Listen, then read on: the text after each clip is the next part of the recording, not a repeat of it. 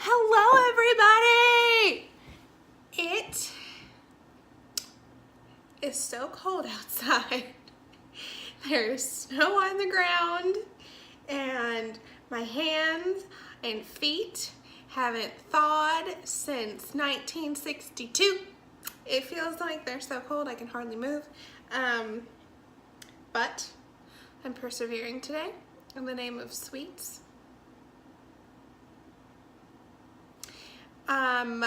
Yeah, so I'm doing a no-no and I'm having dessert before dinner because I'm home and Jake's not, and that's what I do when he's not home. I have dessert for dinner.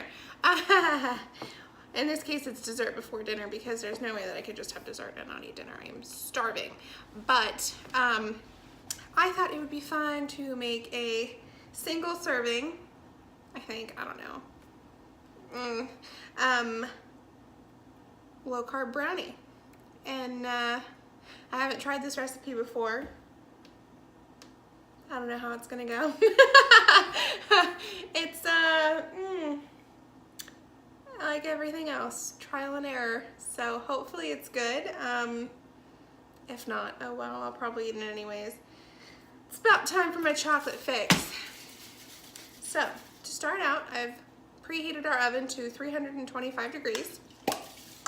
And we're going to lightly spray our baking dish. I'm using Pam, but I guess that you could use like butter or whatever if you wanted to grease it.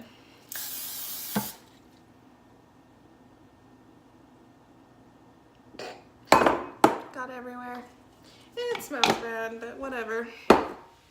Worth it. Okay, so this is a pretty straightforward recipe, nothing super intricate or difficult. You will need almond flour. Of course, I haven't opened it before. The diet's going really well. It's been hard, I'm not gonna lie. I feel like I'm hungry all the time, but I'm getting used to it. I'm not like starving. It's just sort of like, it's a different feeling, I guess, because I'm not like bloated because I haven't drank pop. I haven't drank alcohol. I haven't even drank like the low carb keto approved liquors. And so that's a big change for me. So not only am I hungry, but I'm also sober. So that's exciting. But I feel good. I feel better. I definitely feel less bloated, like I said. And I can tell the difference in Jake. And he doesn't seem to think that he's lost any weight, but I can definitely tell. But, you know, men and their penises have a lot easier time losing their weight than we do, ladies. It sucks. So, anyways, just ignore me. Okay, so we need 5 tablespoons of finely ground almond flour. And this is the kind that I have, almond flour, finely ground, Crusties. That has a really, really great name. Really makes me want to eat it. Crusties. It's like what you got in your eye when you wake up in the morning. Or a booger. Oh my God. Jake always tells me I need to not be so weird, but here I am. Still my weirdo self. Yay me! 2,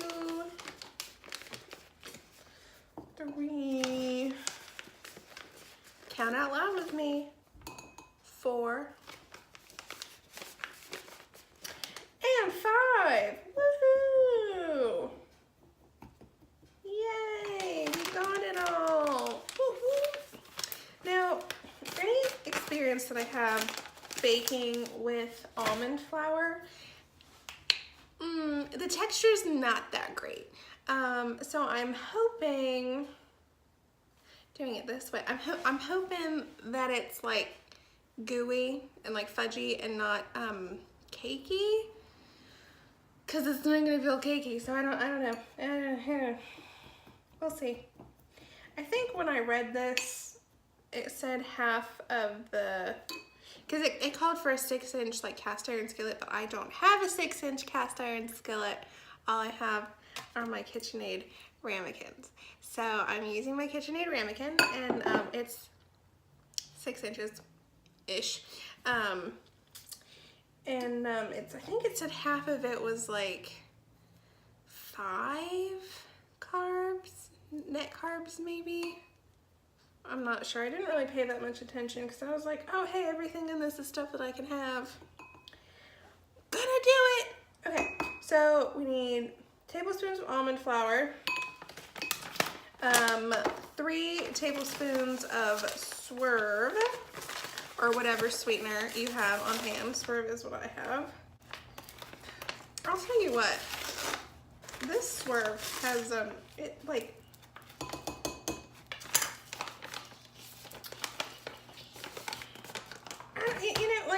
what's the word I'm looking for? The dust. It like dusts a lot more, powders up a lot more than regular sugar does. So every time I've used it, well, last couple of times I've used it, I like open it and it's just like, you know, like powdered sugar, how it just like gets in the air. That's what that feels like. I feel like I'm just like,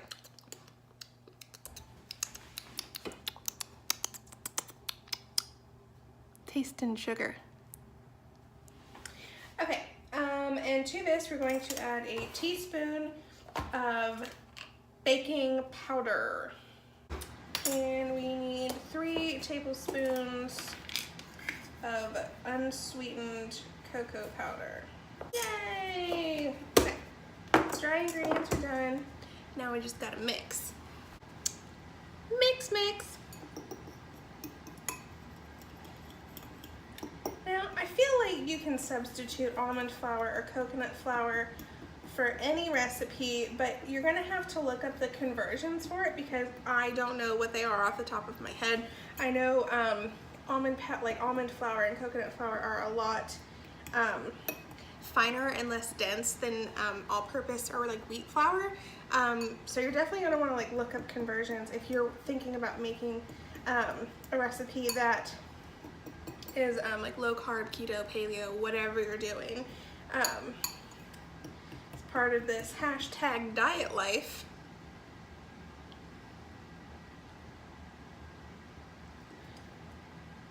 Okay, what now? I did not, oh wait, no. I thought I needed a separate bowl. We don't, we're just gonna mix everything in with our dry ingredients. Okay, so into this, we're going to add 3 tablespoons of water. Okay. And then we also need 1 egg.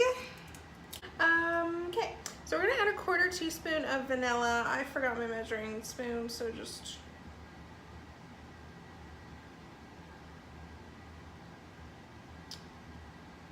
whatever. I thought about just dumping the rest in, but there's more there than I thought.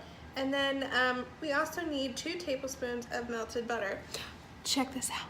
It's Rick and Morty. Szechuan dipping sauce, Morty. My brother got this for Jake for Christmas. And oh my God, butter. It's fun. Jake likes Rick and Morty, and therefore I guess I also have to like Rick and Morty.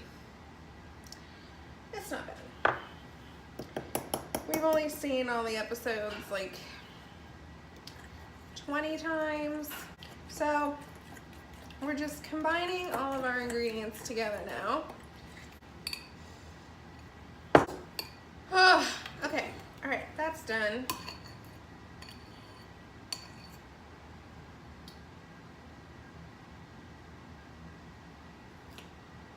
Okay. I couldn't think if I used my teaspoon or not, and I did. I think it's just me eating this. Okay, so now we're just gonna pour our batter into our ramekin, making sure everything is combined. I can already tell you right now that the texture or like the consistency of this is a lot lighter than most brownie batters that I have used and made previously. It's very light, so I don't know. I don't know. Ooh. I kind of want to like kind of want to taste it, but at the same time, I don't really, I don't really want to because I'm afraid I'm gonna ruin it for myself if I do. Because I want to go into this with an open mind, thinking like, okay, it's not gonna be that bad, mind over matter, you know. It can't be terrible. It's a brownie. Brownies are delicious. But at the same time, I am so afraid that stuff that I make is gonna taste bad, and I'm gonna waste these expensive as heck ingredients that I am buying for it. Like that almond flour, I'm not even kidding you, was like $7 for this bag. This Swerve was like $13 a bag. So you can best believe that I'm wanting to stretch this, you know, so I don't have to keep buying a bunch of expensive stuff. It's the one downside about this, dieting. It's expensive.